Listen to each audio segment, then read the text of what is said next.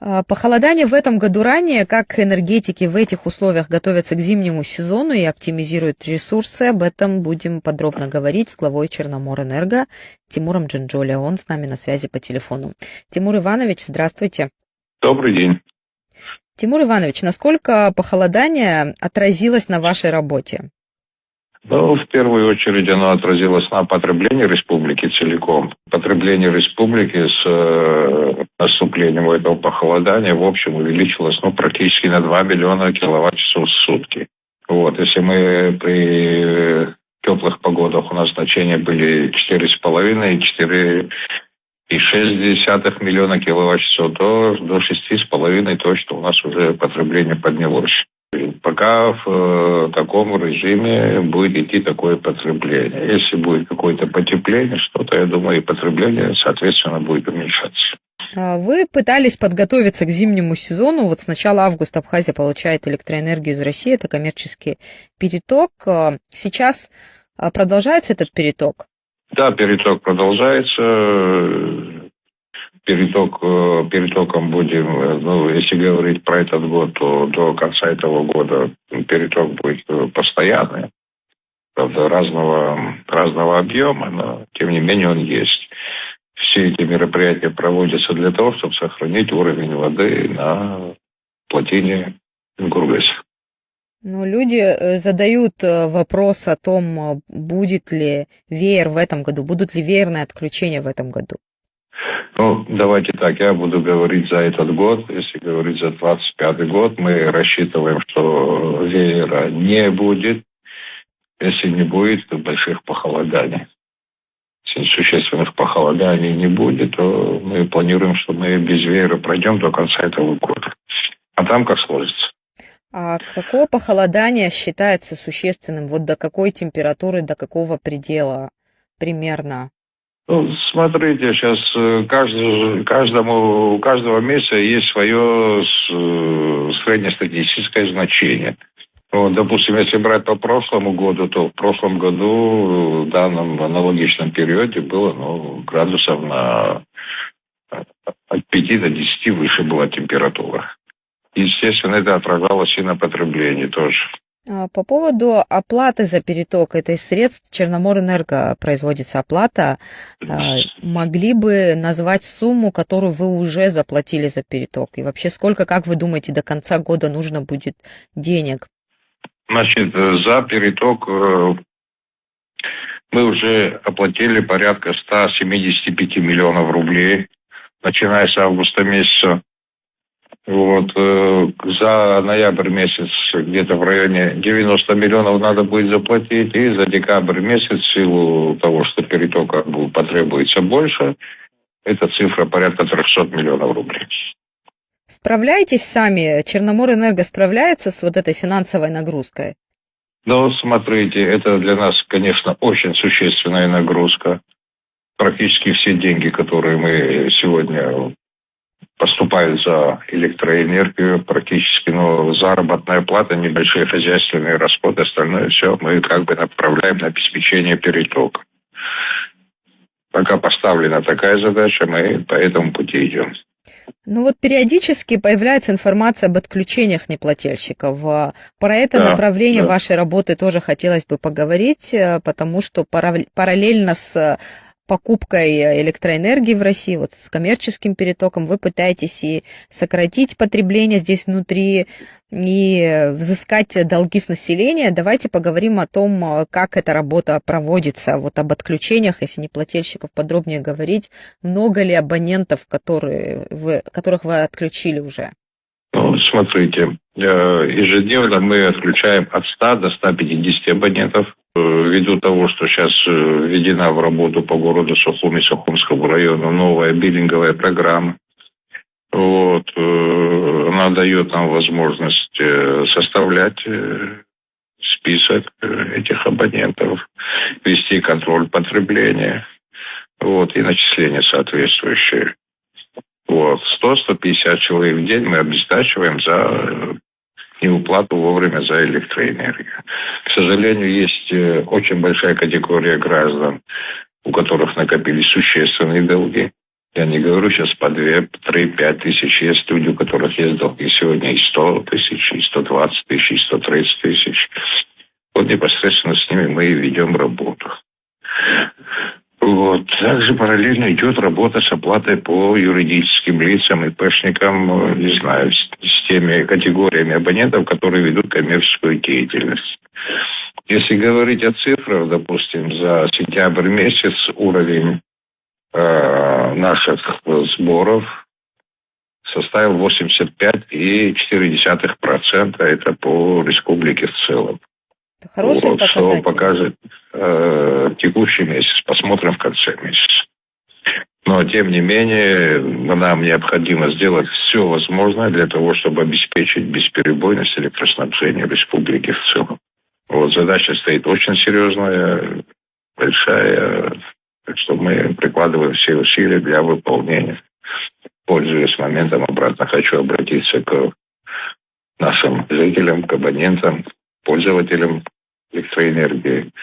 Вовремя оплачивать за потребленную электроэнергию, не накапливая задолженности в силу того, что потом приходится трудно, суммы образовываются большие, единовременно это все погашать людям становится трудно. Вот. И точно такая же, относиться точно так же, как оплата за сотовую связь, за интернет, который мы потребляем, да, сегодня практически в каждой семье в Абхазии. Ну вот, если сегодня интернет стоит ориентировочно 1500 рублей в месяц, вот, и это мы находим на это средства, то и на плату за электроэнергию тоже надо будет предусматривать в своем бюджете. Вот такая ситуация. В противном случае мы обратно можем столкнуться с кризисом, который был у нас в прошлом году. Все его помнят, когда у нас были очень глубокие отключения. Вот когда днем, в дневное время, там практически там, по 4 часа люди имели свет, плюс это тянуло за собой многочисленные аварии, неисправности. Вот, чтобы к этому не прийти, надо будет вовремя оплачивать за потребленную электроэнергию, что в свою очередь нам даст возможность обеспечить переток и бесперебойность по республике. К сожалению, есть села, сейчас это не одно, не второе, где уровень оплаты у них составляет 10-15%. Вот, это продолжаться так не может. Вот. Люди практически перешли на обогрев домов даже в деревнях на электричество. Вот, а при нашей сегодня сложившемся дефиците пропускной способности самой системы и дефиците генерации, это для нас создает очень-очень большие, огромные проблемы. Вкратце вот такая ситуация. Тимур Иванович, вот вы сказали, что есть должники, которые задолжали Черноморэнерго около 100-120 и больше, может быть, денег. Да. Есть ли возможность, бывают объективные, да, причины, там, люди по состоянию здоровья, там, лишились работы и прочее. Есть ли возможность частично погашать долг в каких-то ситуациях? Идет ли государство на это? Да, конечно, у нас есть такая возможность, к нам обращаются люди, там оплачивается 50% сразу, остальное делается график погашения. Естественно, разные обстоятельства в жизни бывают, и мы стараемся тоже облегчить ситуацию, пойти навстречу нашим абонентам. Значит, если абонент оплачивает, еще раз повторюсь, 50% от своей задолженности, оставшуюся часть мы делаем график по погашению этих долгов, подписываемся с нашим абонентом, и он поэтапно должен свои обязательства уже выполнить. Вот кто-то должен 100 тысяч, а кто-то должен, допустим, 20 тысяч. И тому, и другому вы пойдете навстречу и дадите возможность частичного погашения, или это о крупных суммах идет речь? Ну, смотрите, мы можем пойти навстречу любому абоненту, вне зависимости там, от суммы долга. Суммы задолженности. Но вы согласитесь, что 20 тысяч намного легче оплатить, чем 120 тысяч. То есть индивидуальный подход к каждому должнику? Ну, в рамках тех возможностей, которые у нас есть, мы идем навстречу людям, насколько это возможно. Но такие допустим, варианты там списать какую-то задолженность, уменьшить, там еще что-то. Таких возможностей на сегодняшний день уже нету. Ту задолженность, которую посчитала биллинговая программа, которая сформировалась, которая зафиксирована за абонентом, она становится неизменной. А за время, как начали устанавливать приборы учета, если сравнить вот с потреблением, все-таки эффективен этот метод, дает уже плоды свои в плане сокращения потребления? Ну, по ограничению потребления я вам сейчас скажу следующее. К 2024 году суммарно мы на сегодня, если чисто о киловаттах говорить, то потребили меньше на 65 миллионов киловатт-часов, чем в прошлом году. А если учитывать те ограничения, которых в этом году не было, то это составляет сумма где-то 155-160 миллионов киловатт-часов. Это то снижение потребления, которое на сегодняшний день вот реально у нас есть, которое мы видим в цифрах, показаниях наших головных приборов учета. Это реальное потребление. Эффект большой, эффект хороший. Вот, я думаю, эту работу надо продолжать, и чем быстрее мы завершим этот весь проект целиком, тем легче будет всем жителям Абхазии в плане того, что люди начнут экономить потребление электроэнергии. Они начнут экономить просто элементарно. Ненужные электроприборы будут отключаться, ненужные комнаты не будут отапливаться, потому что человек будет понимать, что за все потребленное ему надо будет платить. Отвечать рублем. Вот. Вы поймите, сегодня у нас ситуация такая. Мы в ночное время покупаем по 3 рубля 10 копеек за 1 киловатт-час. Если берем круглосуточно, это получается со стороны Российской Федерации день-ночь, получается где-то 4,10, 4,20 за 1 киловатт-час. В то же время этот 1 киловатт-час мы отдаем нашим абонентам, если говорить о населении, это по рубль 80 на сегодняшний день однофазникам. Скажите, какая экономика выдержит при таком соотношении покупки и продаж? Вот. То есть это пока просто балансируете, пытаетесь временно выдержать, но это экономически нецелесообразно. Тимур Иванович, вы приводите цифры, чтобы нашим слушателям, не энергетикам, да, было понятно, вот 65 миллионов, 100 с чем-то миллионов вы называете, чтобы было понятно вот эта экономия, если измерить ее там днями, неделями, сэкономленные киловатты, вот так, чтобы можно было объяснить. Давайте, чтобы было понятнее, вот, допустим, 65 миллионов реально сегодня в киловаттах сэкономленных, давайте умножим на 3. Это получается порядка 200 миллионов рублей, которые сегодня сэкономила республика, это на которые мы меньше как бы потребили электроэнергии. Вот. Если говорить об общем объеме, вот то, что я говорил, 160 миллионов, тоже можно умножить. Это получается уже 500 миллионов. 500 миллионов рублей, 500 миллиарда рублей было сэкономлено по факту по сравнению с прошлым годом по потреблению. Сумма очень большая, существенная сумма. Вы представьте, что у нас, если был бы дефицит еще плюс вот эти 165 миллионов киловатт-часов, да, в какой ситуации финансовой и технической мы находились. Вот теперь понятнее. Экономики тут никакой нету. Покупая за 4, продавая за 2, так говорю, условно говоря, да, в 2 раза дешевле, чем покупаешь. И при этом еще не добирать из того, что ты отпустил население. Ну, естественно, тут никакая организация, никакой бюджет, никакая экономика не выдержит. Потому мы как бы хотим ускорить процесс сам установки приборов учета, процессы внедрения в этой биллинговой программы, процесс наведения платежной дисциплины. Потому что обслуживать надо, ремонтировать надо, реконструкции надо проводить, надо улучшать качество электроснабжения.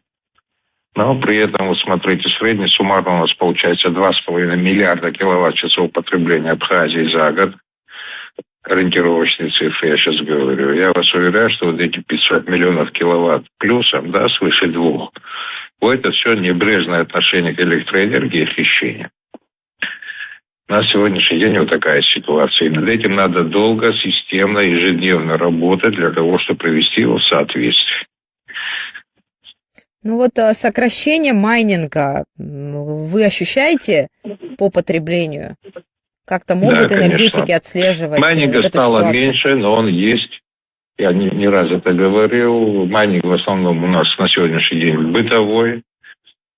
По 2 машинки, по 3 машинки. Вот. Ну, вроде, да, вот говорят, что там 2-3 машинки. Но когда их суммарно много получается, то они создают очень большой отдельный вес потребления именно майнинга.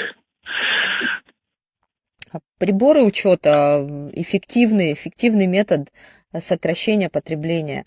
Насколько сейчас вы продвинулись в этом вопросе? Какое количество, какой процент населения вы успели охватить?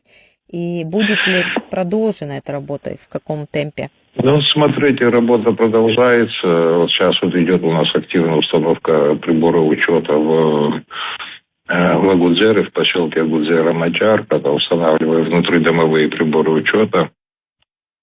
Порядка 400 приборов учета мы установили уже буквально за прошедший месяц, так скажем.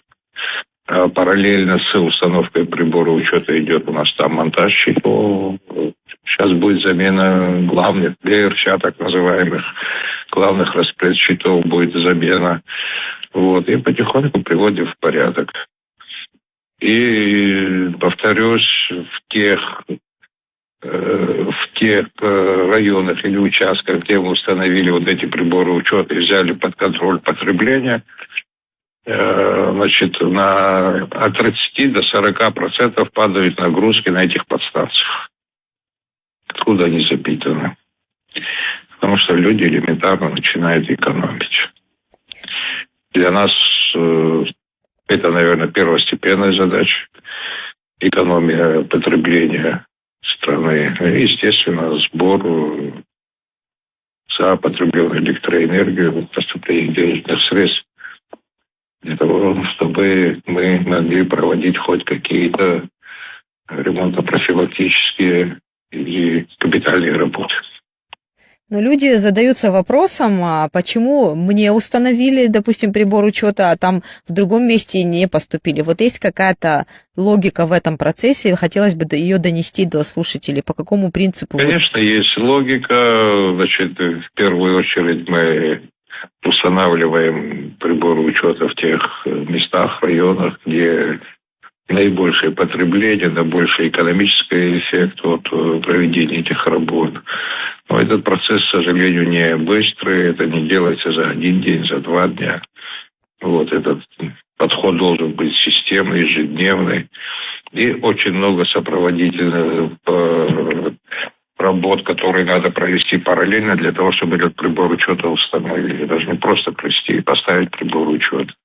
Надо привести в порядок линию, надо привести в порядок внутридомовое хозяйство, надо привести в порядок поэтажные щиты, ГРЧ. Там очень большой комплекс вопросов, которые надо решить перед тем, как установить прибор учета. Просто установить прибор учета – это самое легкое и самое последнее, так сказать. Перед установкой прибора учета надо провести кучу мероприятий. Еще нам в социальных сетях, Тимур Иванович, вот спрашивают нас о том, что в деревнях, например, прибор учета устанавливается на столбе каком-нибудь, это прибор учета фиксирует несколько домов, и они говорят, вот мы не видим свое потребление. Как им ответить, как им объяснить? Ну, смотрите как, все это считается у нас сегодня... Приборы учета на сегодняшний день, они у нас интеллектуальные. Дифференцировать могут? Учет. Да, конечно. Это мы, чтобы на 3 дома 1 прибор учета стоял, такого не было никогда. На каждый дом индивидуально, на хозяйстве индивидуально устанавливается прибор учета. Было много случаев, когда люди там проявляли недоверие к правильности работы или корректности работы нашего прибора учета. Ставили контрольный прибор учета уже, который человек непосредственно у себя в доме видел. И я вам скажу, что в 10 случаях из 10 наши показания контрольного прибора учета и показания нашего электронного прибора учета, они совпадают. Ну и еще вот вопрос последний, наверное, от наших слушателей о том, что понятно, что платежная дисциплина у нас хромает, и пытаемся, да, всеми силами эту проблему решить, но из-за скачков бывает ломается техника. Вот люди задают вопрос нам, кто нам это компенсирует и кто в этом виноват? Ну, я вам скажу так. Тут даже не о вине надо говорить, а правильно? Да. Почему так происходит? В первую очередь, причина всего этого, наверное, ветхое состояние наших сегодня сетей. Вот, для того, чтобы проводить улучшение этих сетей, это значит, должно быть что? На это должны быть средства. Средства мы можем получить только из средств, которые мы получим за потребленную электроэнергию. И плюс тариф. Покупая по 4 рубля, продавая его по 2 рубля, то о какой экономике может? Когда мы подойдем к тому, что будет экономически оправданный тариф, и уровень дисциплины будет платежный соответствующий, тогда, наверное, наступит и вопрос о том, чтобы там... И тогда и будет, наверное, делиться ответственность уже, кто за что, как отвечает. Обязательно донесем ваш ответ до наших слушателей. Ну и последнее. Приборы учета сейчас устанавливаются. В каком районе, в каких селах в ближайшее время, городах будут установки, чтобы люди готовились, знали? Ну, смотрите, сейчас на сегодняшний день я вам озвучил, что идет установка приборов учета в секционных домах в поселках Агудзера и Мачарка. Пока это у нас в приоритете стоит, весь этот месяц мы будем работать над этим вопросом. Следующий этап будем рассматривать уже в следующем месяце. По объему, вот какое количество, какой процент населения вы уже успели охватить приборами учета? Ну, смотрите, если говорить по городу Сухум, то это за 55%, под 60%. Если говорить по республике, это где-то процентов 32-33% составляет сегодня. Ну, неплохой показатель, как вам кажется? Вот эти данные. 55 по столице и 30 по республике. Это еще раз вопрос, он плохой или неплохой? Да, результат, в общем-то, успели за небольшой промежуток, можно сказать, времени. 30% ну да, населения. Успели, но работы предстоит еще очень много. Для того, чтобы количество перешло в качество, то надо хотя бы 50% по республике должны быть установлены приборы учета. А лучше, когда все полностью под приборами учета находится. Для этого надо выстраивать очень сложную, компетентную систему, структуру с определенными компетенциями сотрудников на местах в каждом районе, обучение работы с этой программой, сопровождение работы этих приборов учета. Вот. Как все сложные механизмы, это что всем понятно было, нужно и соответствующее обслуживание его. Вот. Но, тем не менее, другого выхода у нас нет.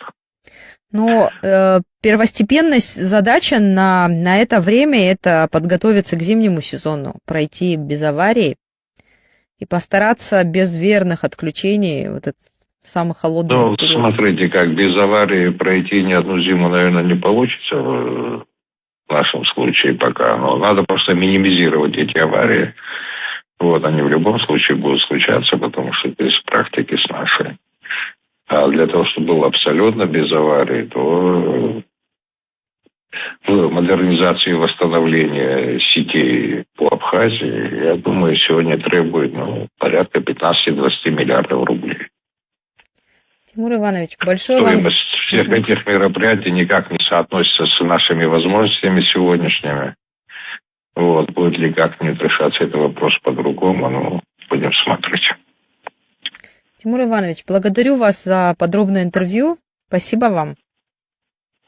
Во всяком случае, все, что постарался максимально правильно, честно ответить на ваши вопросы. До свидания. Благодарю. Всего вам доброго. Всем благ.